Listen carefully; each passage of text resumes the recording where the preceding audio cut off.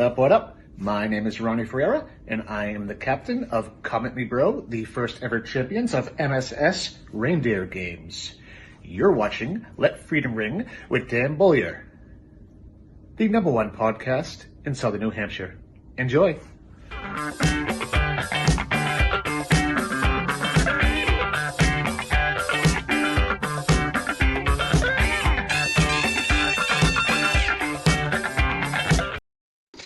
And welcome to Let Freedom Ring. I hope everybody's out there having a great, it was kind of a warm January day today.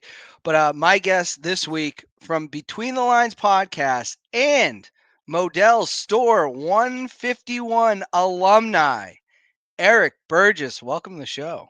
Welcome, man. Thanks for having me. I've been excited to do this since you reached out to me. I'm looking forward to getting into it, baby. Oh yeah. We got a little applause here on the show. I want to make sure. Love that intro. I love that intro.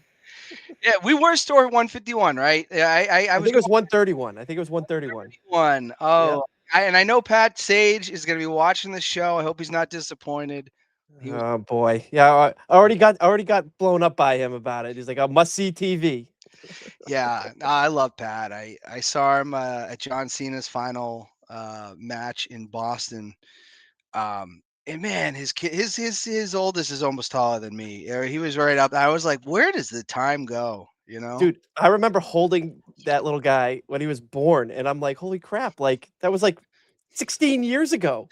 Yeah, it did. It just flies by. But man, Modell's, what a fun place that was, and that's how we know each other. But you're pretty well known in the community. Like a lot of the Daniel Webster alumni are pretty familiar with you.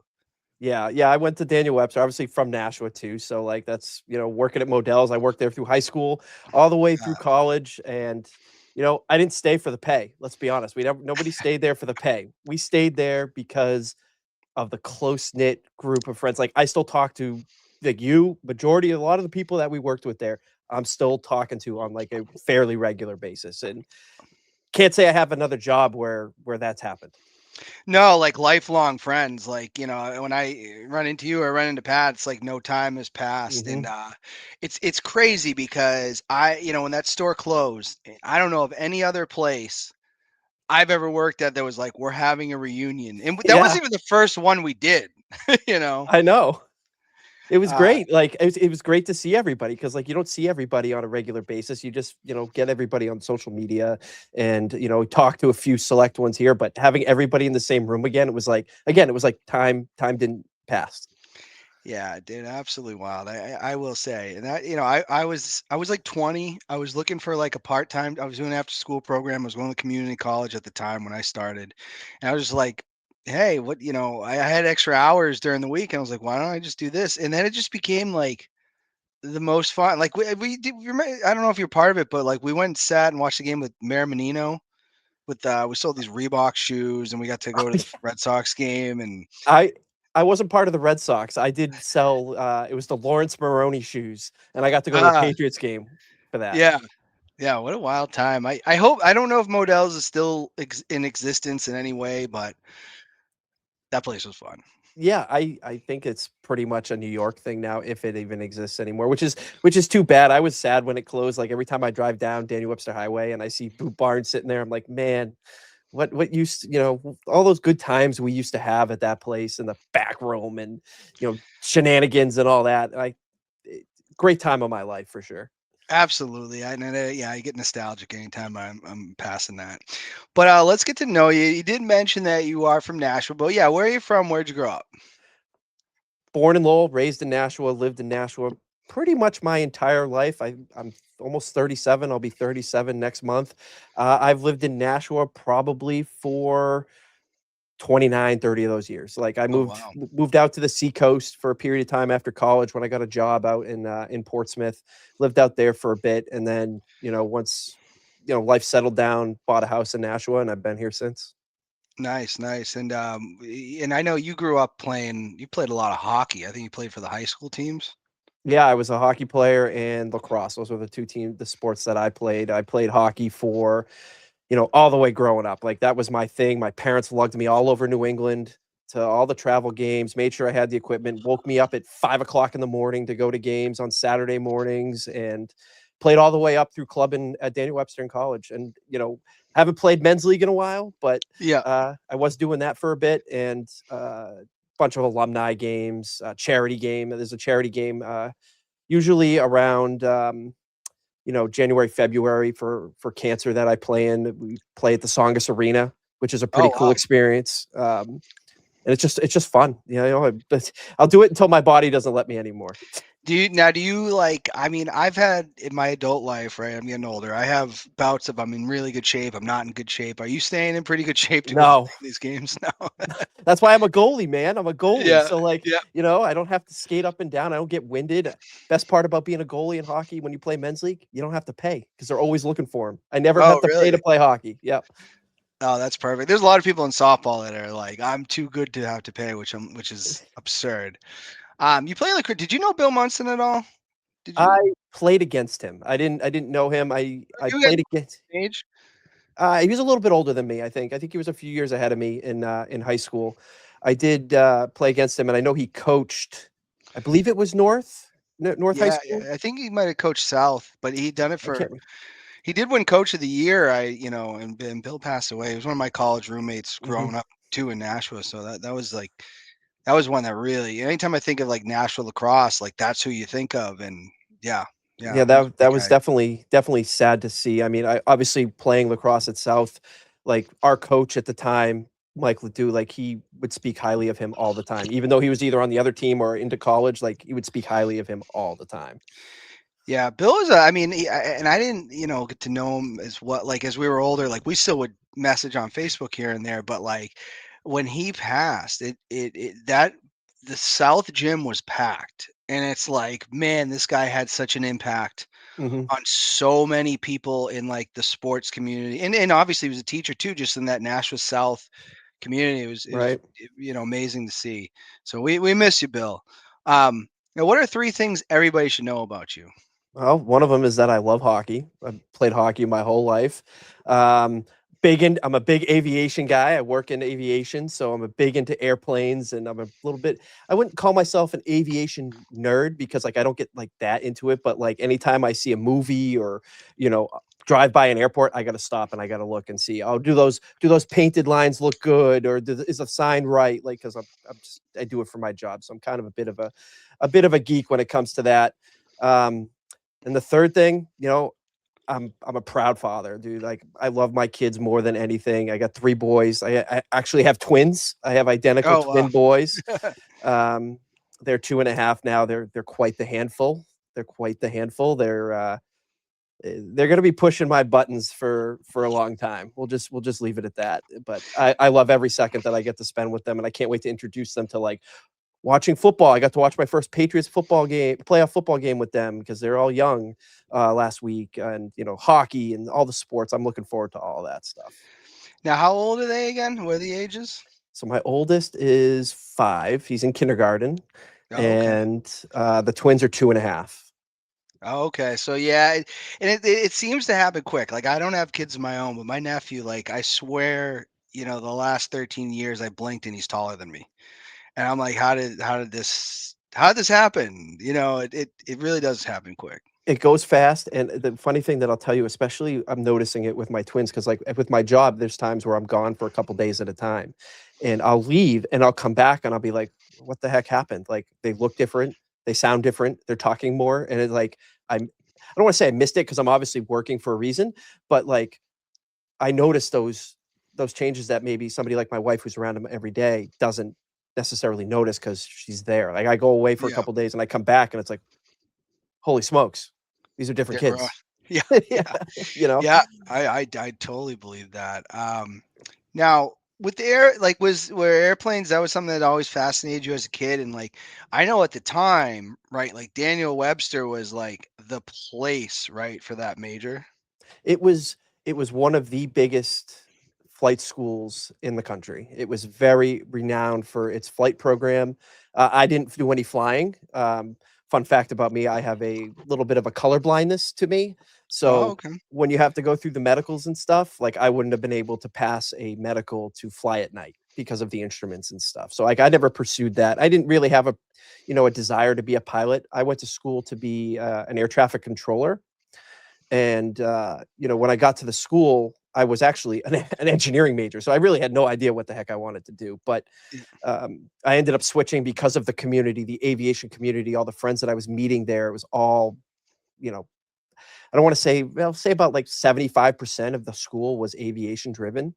And I got really in with the crowd and everything, and being around the airport every day and doing that kind of drove that passion. But it probably started for me when I was like, I don't know, I was like 4 or 5 years old. My parents took me to a tour of the air traffic control facility down off exit 4. So Oh, okay. back when they were allowing that, pre 9/11, you could go in there and take Yeah. tours and stuff. And I have vague memories of it, but I can still picture walking through that building, and it kind of was just like, oh, this is pretty cool. Now I'm in a dark room with a bunch of radar screens. Me being a tech nerd when I was a little kid, wanted to get my hands on computers and video games and everything. I was like, oh, this looks like a giant video game, which at the end of the day it kind of is, except you're playing, the actual people's lives in the air that you're controlling.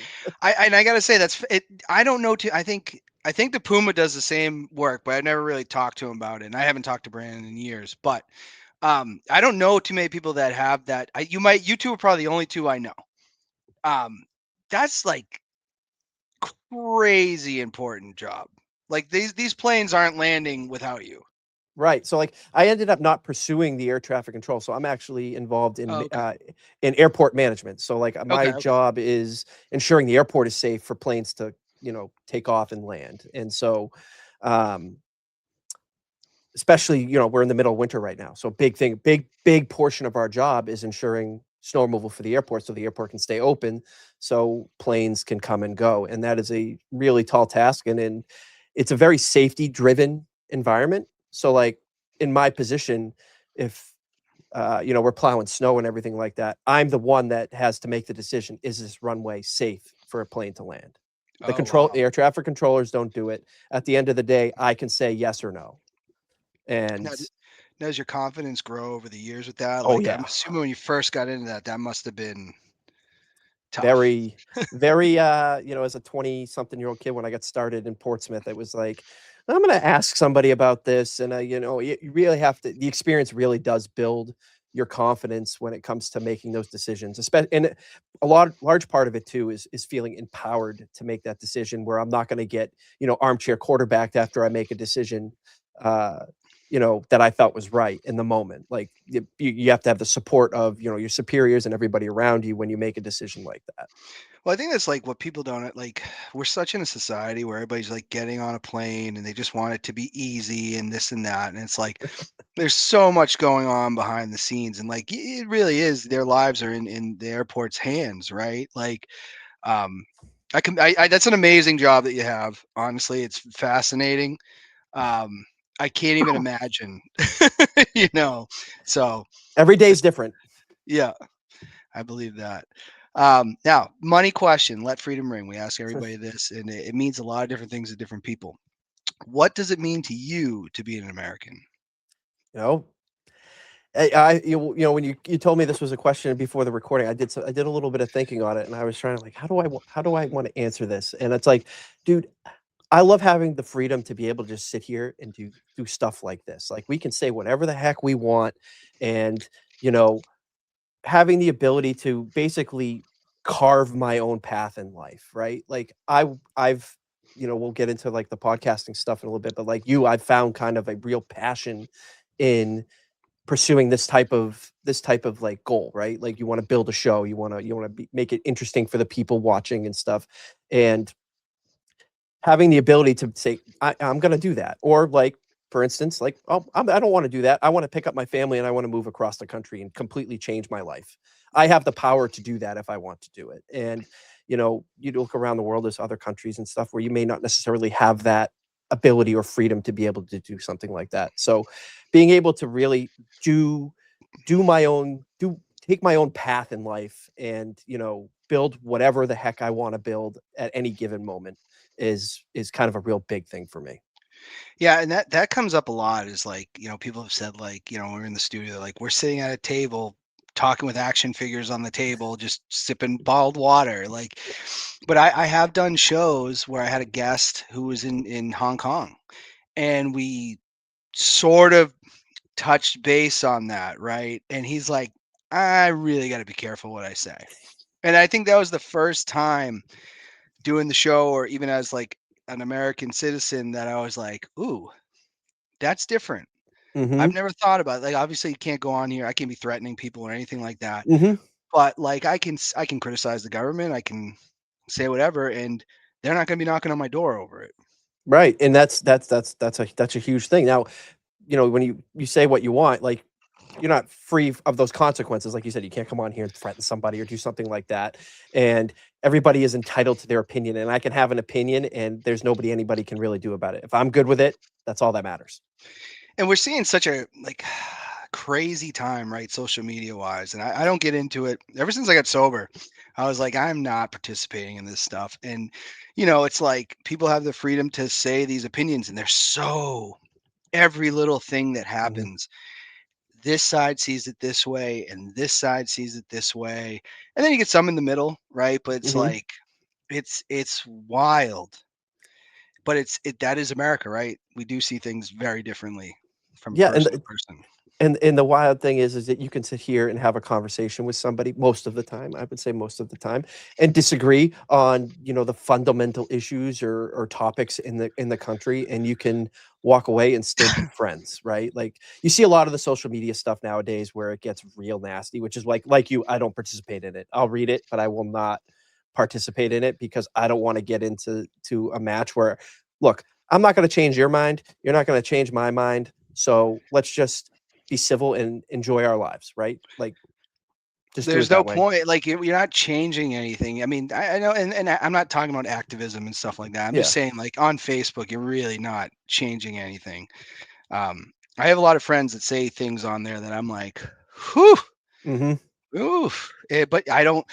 But my time that I spend with them doing what we like, it's not like that, and it's like, it kind of is what it is. But like, if I were to say they shouldn't say it, well, that kind of goes against some of the principles that I believe in that make Mhm. this country great, Absolutely, 100%. I 100% agree with you. It's like, but you look at the social media age. We kind of grew up into it. We like came of age during the Facebook and the MySpaces and the Twitters and everything, and you know, there's a lot of divisiveness. A lot of people are pretty dug in with how they feel, and that's everybody's entitled to that. There's things that I feel that way too. Like, I'm dug in on way. I don't want to. You're not going to change my mind. It's just like, why do we have to argue about it, right? Like, why do you have yeah. to do that? And you know what sometimes drives me crazy is like, I don't think like everybody should be defined by their politics. Like, I think that's a Hmm. part of our life, Hmm. right? Like, that's a part of it. But that, like, and again, you have the right to do it. But sometimes I go, man, don't make that your whole identity. There's so much more to life than this, And you like, know? I take a lot of things too, where it's like, you look at everything going on. You hear all the news. You don't know what's real, what's not these days. There's so many news outlets, so many fake Twitter posts, and everybody like that thinks that they're a journalist. And at the end of the day, like, the way I look at it is, if I'm not impacted and my family's not impacted, like, you can do whatever you want. That's the beauty of this country, right? I don't care. Like, if you're starting to impact me, then I may have an opinion on it. Otherwise, dude, I don't care what you do with your life. Yeah. Yeah. I mean, that's fair. And I think that's the biggest thing is like, I can only do so much. So I worry about my family, my friends, things like that, Exactly. my dog. Yeah, yeah, exactly. I mean, Yeah. that's a big one. But I want to talk about this. So you are on a show, Between the Lines podcast. I first want to know, how'd you get into sports podcasting? Um, so uh it was actually purely random. It's between the tackles, by the way. Just Oh, to what did I correct you on say? that. Oh Between the God, lines. I'm sorry. It's all good. It's all good. I We're just gonna wanted to fix make sure that. you got that right. But you brought up our good pal de Puma, Brandon. There was, like, I don't know, it was right during COVID. I had just had a kid. Like, my first son was just born, so I was like trying to figure out to navigate the early stages of fatherhood and all that. And obviously, like, once you have a kid, like, it's true what they say, like, your life completely changes. Like, there was no going out with friends or being like, I'm gonna go out to dinner tonight, or oh, I'm gonna go to that Bruins game tonight on the last minute. Like that goes away. Like that doesn't happen anymore. Your focus is on your partner and your child. And obviously I'm a major league football fan, right? I'm a big football fan, been that way my whole life. You know me, we go back to talking it every day when we worked at Modell's, and I love talking about it with like my friends. And I'm like, well, what could be like a hobby that I could get into that could let me do that? And podcasting kind of came up, and I happened to be following Brandon's podcast, Pro Football Radio at the time. And I was like, hey, if you ever want a guest, you want somebody to come on, like I got the ability, I got the technology, I can do it. And the next week, like they had me on and we talked football for an hour and a half. And I was like, I got done with it. I'm like, Brandon, like, I love this. This is great. Like, this is like therapy for me. Like I can escape the early days of screaming babies and getting puked on and pooped on and all that for an hour to talk about something that I'm pretty passionate about. And I kind of just stuck with it for a while with them. And we had a really good run, and then I ended up something came up and I had to kind of step away from it for a bit.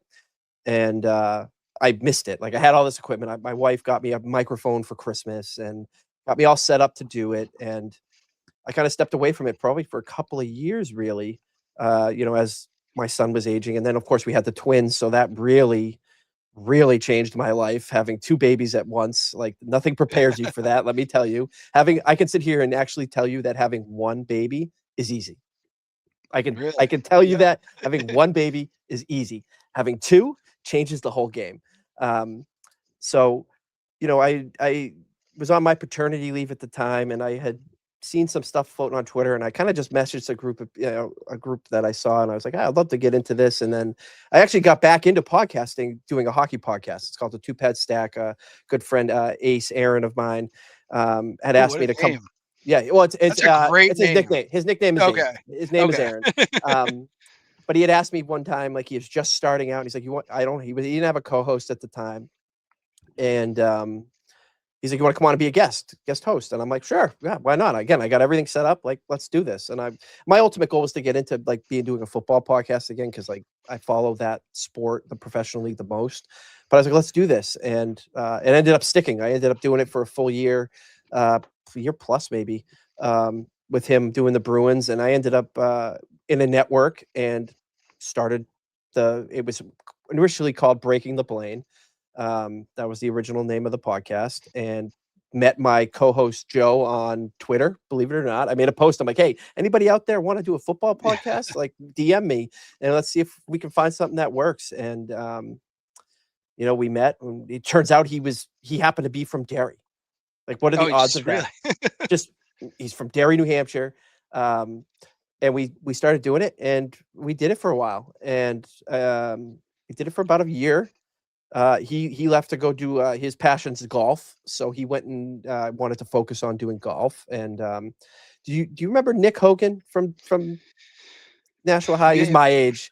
He worked at Modell's for a little bit too, actually, believe it or not. And I reconnected with him, and we started doing it. And then and then the rest is history. He ended up having a work schedule change, so he couldn't work out for him. Joe and I reconnected again, and the other host with us now currently is Manish Mehta. He was a beat reporter for the New York Jets for a long period of time in the 2010s, 2000. I don't remember the years, but he was the beat reporter. When they were kind of good. The Sanchez years, the Rex Ryan years, and then into the 2020s. And I remember him breaking news about Darrelle Revis on Twitter when he was coming to New England or leaving New York. I remember his name, and Joe happened to DM him one time. He said, hey, you want to come on and be a guest? He came on, and we did it. And then a little time went by, and then now we're full time. We're all connected on it, and we're rolling with it. So it's fun. That's interesting. And I have to say, I apologize for the name confusion. No, don't worry about it. Between the Tackles is a way better name, because I feel like Between the Lines is like, I'm pretty sure that's been used before. Yeah. Somewhere. That's probably why I had it in my head. That's what happened with the Breaking the Plane. That was the original name, and some guy actually reached out to us at some point after we've been doing it for a year. He's like, hey, I got the trademark on this. I'm starting my own podcast. Can you please change the name? And I'm like, well, I really don't have a choice now. I don't have this trademark, so I got to switch the name. and we came up with this. Now you guys are starting to have more guests on, or has that always been a thing? You said Minish, he has like good connections with that. Yeah, yeah. So Manish, like I said, he was a beat reporter, pretty heavily involved in the NFL media scene for a period of time, and the guests really started this year, like probably in October. He started reaching out and getting some feelers on it, and yeah, we're trying to shoot to have a guest a week. That's probably a little lofty at this point, especially given how busy the NFL, landscape's going to be over the next month or so with the Super Bowl and all that. But I envision in the off season it'll be a lot easier to kind of to get some of these guys. But we've had some really really cool guests. We had Tom Pelissaro from the NFL Network, one of the insiders, come on and talk to us. Rand Carthon, he was the GM of the Tennessee Titans who fired Mike Vrabel. Oh, okay. Or was there when I should rephrase that, was there when they fired Mike Vrabel. He talked to us for like an hour. Like he gave us an hour of his time. Yeah. And, had some great insight into that. We talked to Karen Garrigan, she works for Mass Live. She's always the one that Mike Vrabel gives the first question to in all of his press conferences. We've had a really good list of people, and it's gonna, we got some real exciting stuff kind of upcoming planned, which is going to be really cool. Now, who are some like dream guests you would like to get on, and even not just dream guests, but like even locally? Is there anybody that a lot of people like to interview Michael Felger. I've seen him on a bunch, but is there anybody that you really would like to get on there? Tom Brady. Okay, I'm assuming that's a lofty goal there. Same with like Julian Edelman or something like that. Those are pretty lofty there. Dream guest. I mean, to be honest with you, I haven't really thought about like a dream guest because, like, honestly, I'm talking to people now that I never in my wildest dreams would have thought I would have been sitting in a conversation like this, being able to ask them questions and have like a conversation with them about football. Getting some of the big media guys would be cool, like Adam Schefter, Ian Rappaport, if we could pull that off. If we can end up getting some coaches or former coaches in the league. We've had some former GMs, like I said, Rand Carthon. We had John Robinson, who was also the GM of the Titans, who hired Mike Vrabel when he was there, spent 10 years in the Patriots organization, which was pretty cool to get some insight into how it was working for Bill. Yeah, I can only imagine. Yeah. So it was pretty cool to get that. Had a couple of cool stories about like drafting Gronk and Edelman too. Like saw stuff like somebody is like a fan first guy. Like I never thought I would ever have an opportunity to do something like this. And that's the beauty of this. I call it, I'm not going to call it a side hustle because like it's not like I'm making any money off of it right now, but like it's an awesome hobby. It's an awesome hobby. Yeah, I gotta say, doing shows like this is it's a lot of fun. Like it's really hard to get like these shows to take off. Like it really is. It almost has to become like a full-time gig, but like that's a dream, right? To get to interview those types of people. No, I gotta ask this though, because now I'm a huge football fan. I'm no expert. I love the New England Patriots. I don't watch as much as I once did, right? I mainly watch the Patriots, even when they're only winning 4 games in a season. Yeah. But you were pretty spot on. And I think I sent you a message. Yeah. I was watching the clips, and you were pretty spot on your predictions. And we had a guest last week that was pretty spot on too. But like, what goes into your predictions? What are you looking at? What are you thinking when you're doing that?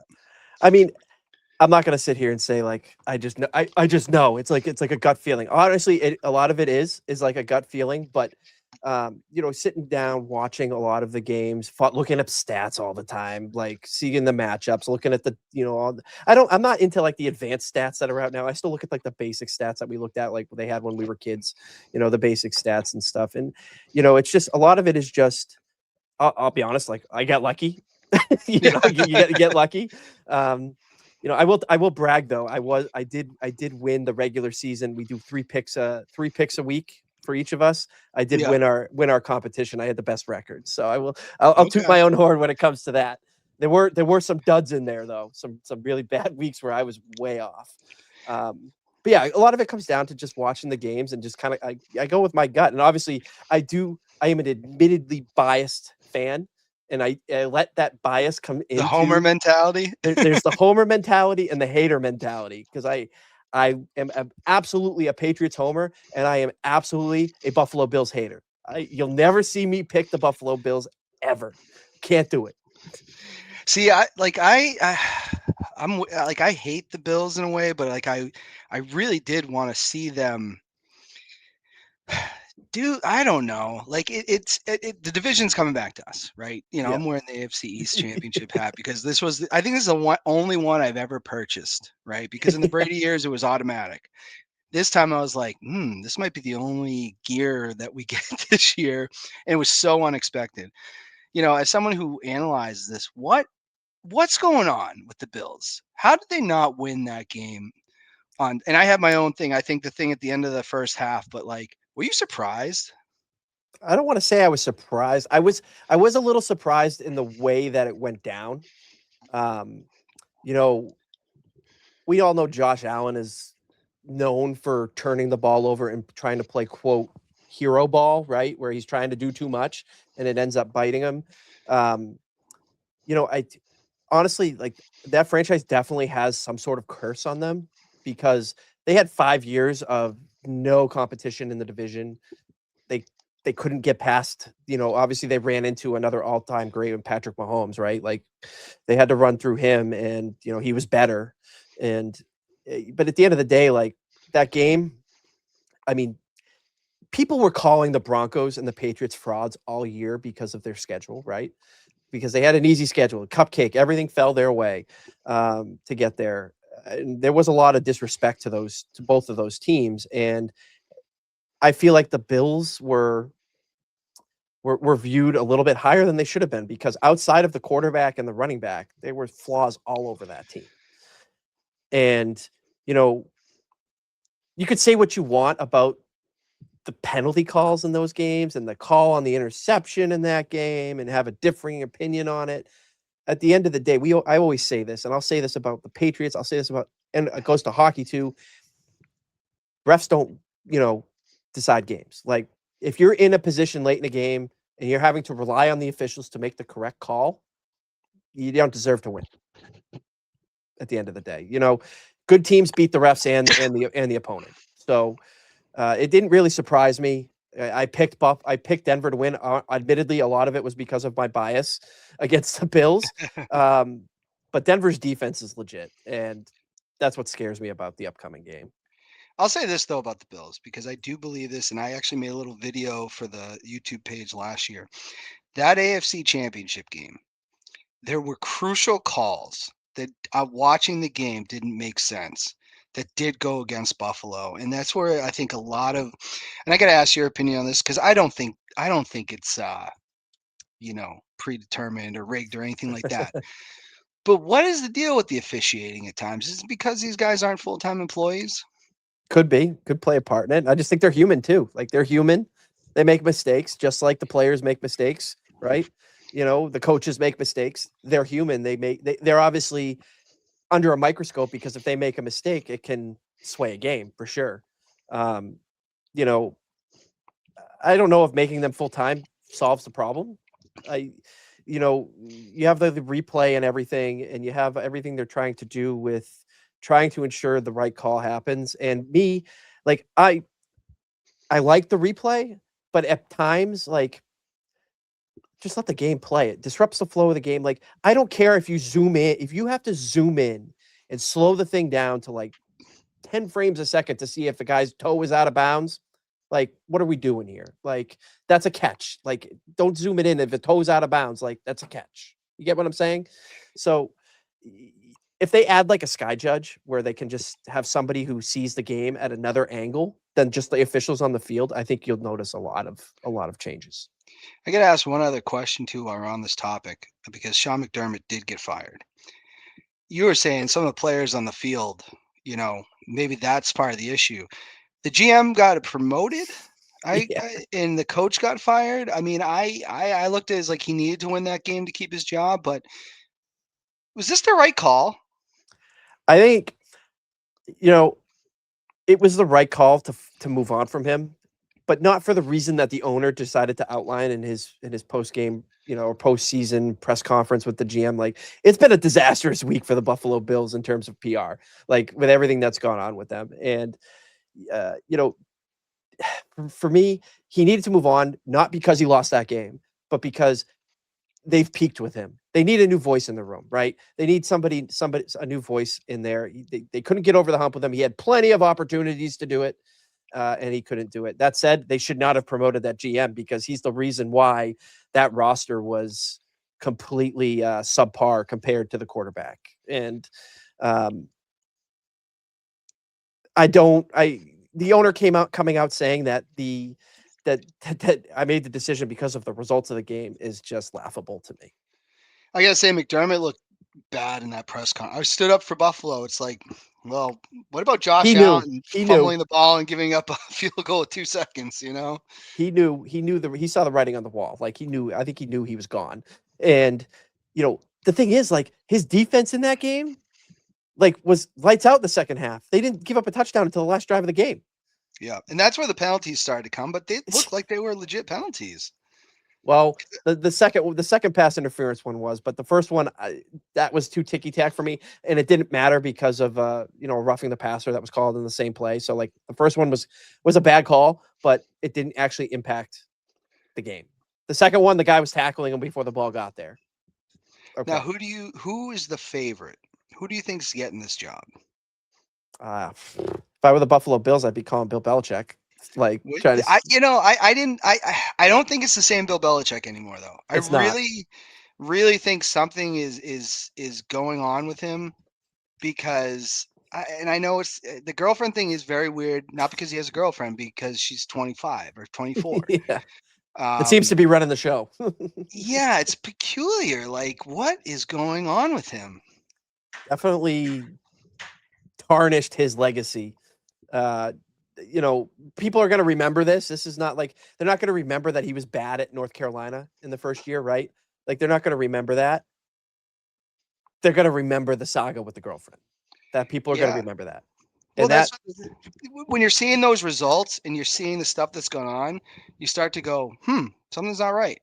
Something stinky. And, in terms of who's going to get the job, I honestly, I don't know where the Bills go because of the way that this week has transpired for them. They're completely a wild card to me. I don't know how they're going to go. I could see Brian Daboll getting the job up there.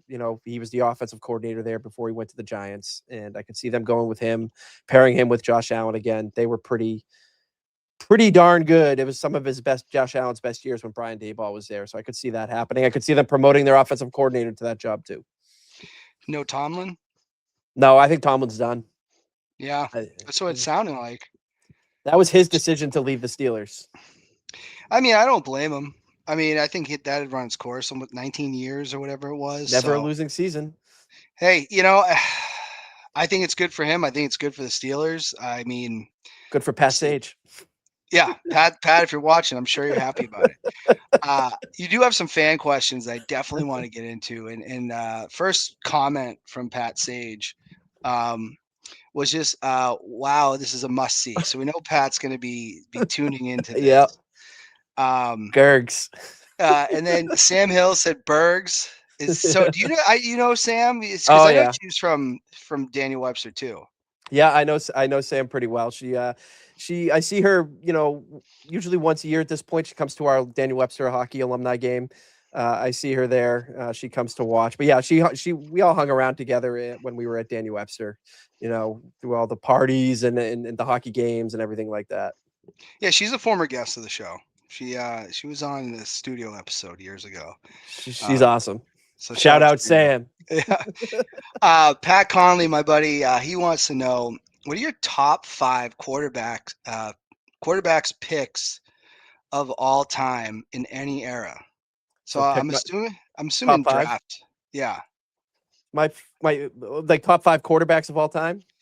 I think he wants to know. I mean, he said, I'm thinking draft, but maybe he's just saying all time. All time. Obviously, Brady's 1. That's easy. Montana's still 2 for me. Brady had to pass him to get to the top. So Montana was definitely the best of his era. There's so many names, and I'm probably going to leave somebody off. This is just so many quality. It's a loaded question. it is a little bit of a loaded question. Patrick Mahomes is up there. now with the way that he's got to be. 3 Super Bowls. They went to how many straight? Like he had an impressive run. There. He's not going to catch Brady because he's going to have to basically replicate the first half of his career in the second half. And he's already done some things that Brady didn't do, like miss the playoffs in his prime, right? But you definitely got to count him up at the top of that list too. Peyton Manning, this might be a little bit of a bias thing because I'm nostalgic for the Brady Manning days, right, where they were duking it out all the time. I hated him as a player. I love him as a commentator, and I'm not going to sit here and trash on his greatness because he was really good. He had a lot of trouble in like kind of the clutch moments, right, in the playoffs, winning Super Bowls, but he did at the end of the day get 2, which is very impressive. And a 5th one.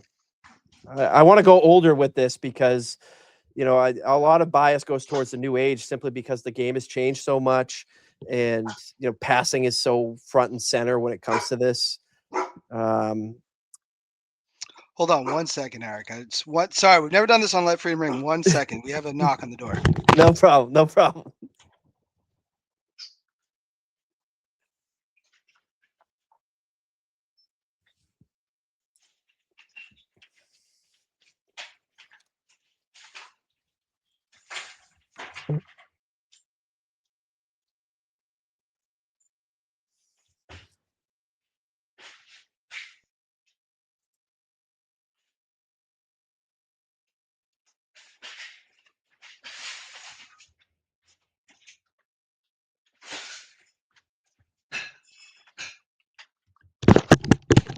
We're back. Sorry about that. No, you're good.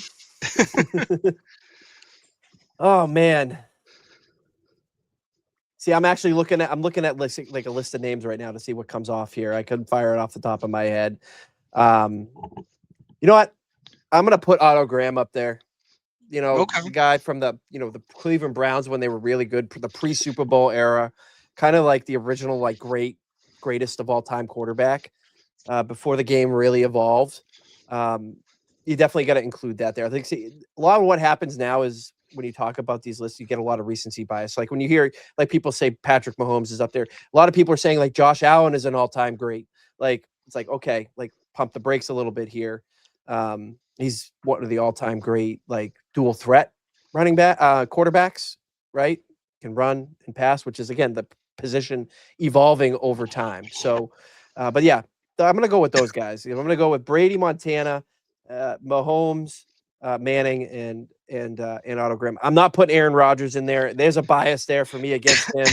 He seems like he's kind of a dink. So I don't have him in there. I think that's a really good list. I mean, I think Brady is clearly anybody that's saying still Montana's the GOAT. I mean, I don't know what else Brady could do, honestly.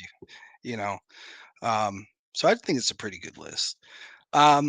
Kendall Payne Glover, my buddy KPG, is asking if you are a superhero, who would you be and why? I'd be Batman. Batman for sure. I love his Batwing, the Batmobile. I love how he can, he can fly around and stuff. He just seems like a badass. And partially it's also because the Dark Knight trilogy is some of my favorite movies of all time.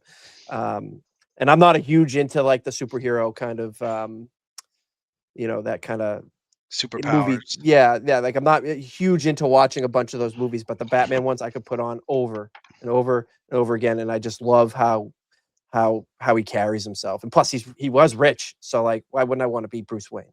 Yeah, no, I'm with you. I mean, I love the Batman movie. I'm not a Marvel guy. I haven't really watched any of those. Mm-hmm. So I'm with you on that. Now, here's a question he asks. Belichick or Brady? And I'm thinking this is more or less who's more responsible for the dynasty, which we have talked about on this show a lot, especially in the down years of Mac Jones, because there wasn't much to talk about here. And I love Mac Jones, so don't get me wrong. But who is more responsible? I am going to see. I hate this question. I hate this question because it questions everything that I watched over 20 years, right? When you have to have this debate on who was greater. At this point, will go 60% Brady, 40% Belichick. So like the players play the game, the players execute the game, the players win the game, right? So they have to do it. So that's where I give Brady the edge. Brady wouldn't be Brady without Bill Belichick, right? The early days of the coaching, Brady bought into what Belichick was doing.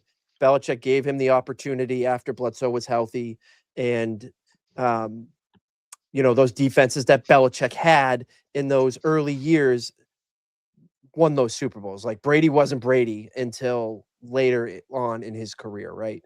So, yeah, that's where I sit. Brady was clearly different than anybody out there. The guy, nuts in the head, had all the intangibles you need, was so focused on getting better and being the best, hyper focused on it, and really, really pursued that. So, like, I will never ever say it was one or the other, because to me, without the two of them together, that this wouldn't happen. And you can make the argument, oh well, Brady won with Bruce Arians as the coach down in Tampa. Okay, Brady was Brady at that point, and yes, Brady is the greatest of all time because he was so good at such an older age, in his late 40s, that nobody else had ever pursued. Right, nobody had ever even come close. Not to mention he had a loaded roster. They were a quarterback away from actually being really good down there in Tampa. So, yeah, you'll never see me pick one or the other. Like, I'm going to be as close down the middle as I can possibly get, and call me a hedger or whatever, but like right down the middle. But I'll give the edge because the players are the ones that execute the game plan and actually perform on the field. I'll also give Brady this, like free agents wanted to come here because I don't think it was just because of Belichick, because when Brady left, like people didn't really want to come here anymore. When Brady was here, people were like, I get to play with Tom Brady. Even defensive players were like, yeah, I want to be on that team. When he left, I mean, this thing kind of went off the rails a little bit, which you need the quarterback in the NFL, right? The first year he left, Cam Newton wasn't the same Cam Newton anymore. Mac Jones, I do, though, blame Belichick for the disastrous end of Mac Jones here in New England. I think, you got to hire an offensive coordinator to call the offense. Yeah. I think if Josh McDaniels never leaves, Belichick might still be here. We don't have Drake May, though, and Drake May is light years better than but I agree with that. But I think the Patriots would have stayed they would have been relevant. I mean, they did make the playoffs the first year with Mac, and then he regressed. And you really can't win games when your quarterback's playing like that. But like, he was in the hands of Matt Patricia, who doesn't do that for a living.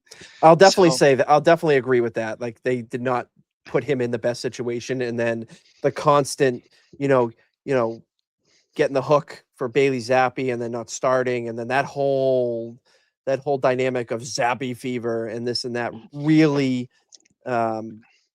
played a part. Like, you can kind of like group it together as like being a hockey goalie, right? Like, quarterbacks are like what drives it. The goalies are what see everything that happens. If you start messing with a goalie's confidence, like, which just means that like the coach doesn't believe in me, or like, or what have you, the fans don't believe me, the coach doesn't believe me, that's going to eat into your game. And you can definitely say the same thing with a quarterback when it looks like the quarterback's got the yips out there, throwing the ball up, missing throws, making bad decisions. Like, that's the confidence. And that you start playing games with, who's playing, who's not, that's going to happen. Well, I was there Monday Night Football against Chicago Bears. I probably remember this game where it was announced that, Mac had come back from injury. He was going in to start, which I said, Zappy had won maybe 2 games in a row. Maybe there was a loss in there somewhere, but people were starting to get on the Zappy train. And they're cheering for him before he gets in the game. He makes one throw, one completion, that Gillette Stadium goes nuts. And then Zappy looked just as bad as Mac Jones for the rest of that game. And it was like, it just I don't know. And that's what it was. It was like the glue that kept it together was Tom Brady, not Bill Belichick. He definitely did. I that's definitely why, I can see why people feel the way that they do. But like, at the end of the day, the coach instills the game plan and creates the culture and holds the culture. And Brady obviously bought in and really took that to the next level. Like I said, they don't happen without each other. And that's why you look at every great dynasty in NFL history. You look at every great head coach. Every head coach has had a quarterback, right? Every great head coach that's gone on a run has had the quarterback. Bill Walsh had Joe Montana, right? And so on and so forth. And, you know, the good quarterbacks had the coach too. Like they kind of are married together, and that's kind of the way it. I wish it had ended that way here, but obviously that didn't happen. And I'm going to say that, and this is probably a hill that I'll die on. If Josh McDaniels doesn't go to waste his time with the Raiders, Mac Jones may still be the quarterback here, and Belichick may still be the coach. Part of me believes that because Josh comes back, and I know Vrabel's a great coach, and I know we have the quarterback, but he's back, and it's like we have a winning record again. There's only one time that he was the offensive coordinator, and it was in 2020 with Cam Newton Mm-hmm. and the Patriots with the most people sitting out due to COVID than anyone else in the league, and they won 7 games that year. Mm-hmm. That's the worst that Josh McDaniels has ever done here. So he won 10 games with Mac Jones as the quarterback.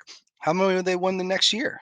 You know, we'll never know, but he's just one of those guys that's better suited to be an offensive coordinator than a head coach. And I think that's proven now that he's had 2 opportunities and it's been disastrous in both opportunities with him as a head coach. So he should honestly just stay as a coordinator. And it's nice this year. Like, you're not hearing anybody talking about, let's hire Josh McDaniels, right? Like, we know that he's going to be here for a while working with this offense. just give him a lifetime contract and say, don't leave, you know? Yeah, absolutely.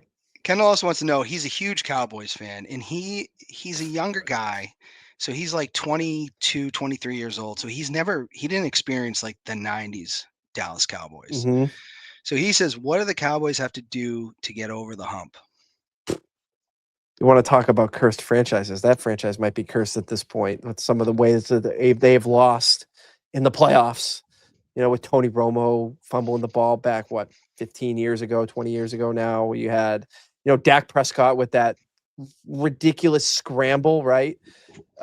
Slid down with no time left and the time expired on him. There's just some decisions there that just haven't gone well. And to be honest, if the Cowboys are going to get over the hump, Jerry Jones is going to take a step back, right? Like he's got to take a step back and have like football. Like I get Jerry Jones is a football person. He's been doing it for a long time, but like have a kind of a new age football mind in there to build this team. Because as they're currently construed, like I don't see that happening.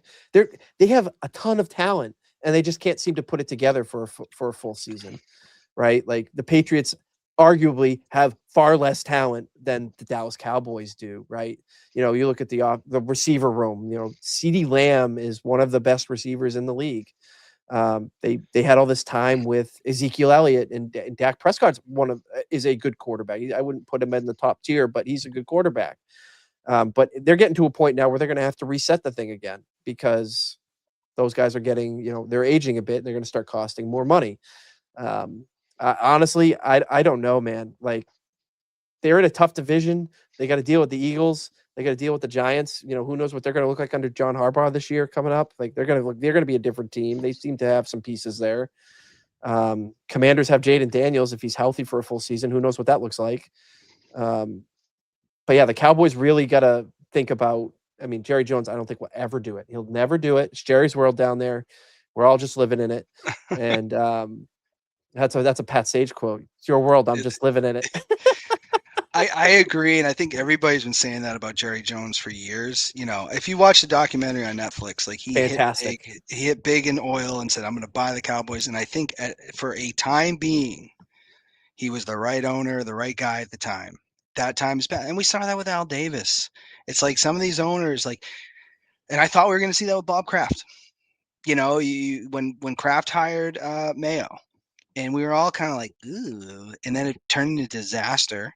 Mm-hmm. I was like, is Bob gone the way of Jerry Jones? Has he gone the way of Al Davis? And someone got in his ear, and said, hey, Bob, bite the bullet. Like this could be your legacy, and Glad that he did. So, Kendall, we're pulling. I mean, to be honest, this is guy. He's from Texas. He's a legit Cowboys fan. He's not one of these people that get mad about Patriots fans in this area celebrating. It's like, dude, you chose the Cowboys. You have no relation to Dallas, Texas. Mm-hmm. You made that mistake yourself. Yeah. It'll be interesting to see where they go, where they were able to go. I mean, there was a period of time this year where Dak kind of looked like a emerging MVP candidate, and then the wheels fell off. Like it just can't put it together for a full season. They'll look great one week and then they'll look atrocious the week after. And they've gone through so many coaches, they've gone through so many players, and it just hasn't worked out. So bring in a new mind, Jerry. Help Kendall out. Yeah, help him out. Now, I want to talk about this championship predictions. I'm sure you're going to do this on your show. We're going to get an exclusive here from Eric Burgess and Between the Tackles podcast. First, NFC championship prediction, Rams and what? Oh my goodness, Seahawks. What's your prediction there? So I'm going with the home team, the Seattle Seahawks. The Seahawks, Seattle is a very difficult place for anybody to play in. It's loud. The fans are into it. The 12th man, you got the energy up there. They have a really good defense. One of the best. I think they might be the top scoring defense in the league this year in terms of points. The Rams have the top scoring offense in terms of points this week. And actually, I'll even say it like we were talking on our show this week that just dropped today. Manish brought up a good point that I think there was 6 times in the last 15 years that the number one scoring defense and the number one scoring offense met in the playoffs. And all but one were won by the defense, the top scoring defense, all but one. And, Matthew Stafford's the MVP candidate. Everybody thinks he's going to win it. And they didn't look all particularly that good last week against the Bears. They kind of squeaked one out there. They got lucky in overtime with an interception that was thrown. That was also a fantastic game to watch to the end. I was my jaw dropped. That throw, Caleb, man, that kid. They got their quarterback in Chicago for sure. Yeah, absolutely. But no, I'm laying the points. I think it was minus. What was it? Let me see. I got it here. -2.5. -2.5 is the point spread. I'm riding with the home team. I think Sam Darnold is a great story for the Seahawks, and then obviously again, Mike Macdonald, the head coach up there, is a defensive mind. I think he came over from Baltimore, and he's got that team looking really strong. I mean, if you watch their game against the 49ers, I mean, the game was over after the first play, the kickoff, right? They didn't even they couldn't have played the rest of the game, and it would have been over. A lot of people are just saying like the Seahawks are going to steamroll anybody. It's like it's a National Football League. It can be different week to week. That's why, I guess, well, let's ask this prediction before. This is the money one. New England Patriots, Denver Broncos, AFC Championship game. Our good friend, the kid that Belichick couldn't stand. I always start like Belichick is like Red Foreman, like somewhere telling this kid like he's a bum. Because I didn't think Stidham, he never really got a chance, in my opinion. Who you got? Oh, I mean, I'm a biased homer, man. This is where the bias comes out. I'm taking the Patriots. I'm laying the points too. It was -5 when I made the pick on the show this week. This one I'm less confident about.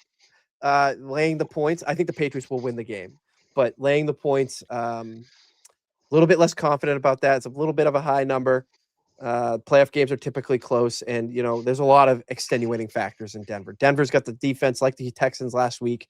Patriots have a lot to clean up on the offensive line to make sure those turnovers, the fumbles don't happen this week, right? Drake May's going to hold on to the ball a little bit more. He's going to be under siege again this week. But they are playing a backup quarterback. Jarrett Stidham, McDaniels is very familiar with him, so it's not like because they have no tape on him, they don't know what to expect. I think Josh McDaniels has a pretty good idea, can share what to expect from Jarrett Stidham to an extent. Just an unfortunate thing that it couldn't be Bo Nix versus Drake May, because it could be an emerging rivalry in this league going forward. It's kind of a disappointing thing that he fractured his ankle. By the way, if the refs had called an appropriate holding call at the end of that game while Josh Allen was in the end zone, it would have been a safety.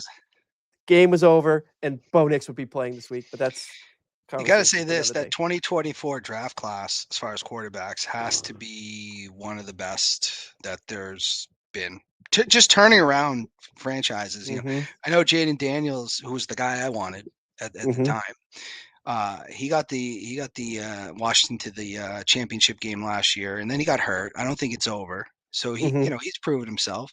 Drake, Caleb, Bo. I mean, JJ stinks, but he's the only one.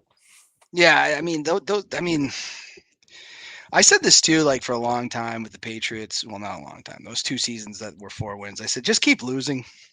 If we keep losing, we're gonna land something. We're gonna Mhm. land the quarterback. No diss to Mac Jones, who I did like, but he was a number 15 pick, right? And I know sometimes Brady was 199, so I don't want to say like, hey, that's all that matters. But like having that 3 pick that year was so important. I Mhm. mean, we could have had 1. Really, I think we won on Christmas Eve or whatever. Mhm. But that's what turned it around. That's a big piece. Is like you had to lose to win. That's the National Football League. You got to do that, and that's why teams like the Steelers and why people like Pat are so pissed about how they have this streak of not having a losing season. It's like, well, yeah, you're a consistent middler every year. You don't have a chance to really get into that, get that big, that high talent, high end draft talent because you're just a constant middler. Listen to Mike Felger talk about it. He'd rather be a middler than bottom out all day. Like, but there was something to be said. I didn't even want them to draft a quarterback. Really? That's how wrong I was. I was like, get me Marvin Harrison and trade for Justin Fields. That would have been a disaster if they had listened to me. A I disaster. I remember when Mac got. I wanted Fields, and then I wanted Daniels, and I looked at Drake May. I said UNC. Like, what was their record? Like Yeah. I don't know. But I'm no expert. And this kid's man. Love That gets to everything the next. about him. That's the next question. Who is the MVP? In Oh, your you ask me, it's Drake May, and there's some bias there, but I mean, you look at who Drake May's playing with, you look at who Matthew Stafford's playing with in terms of receiver talent. Drake May doesn't have Puka Nacua or Devontae Adams on his team.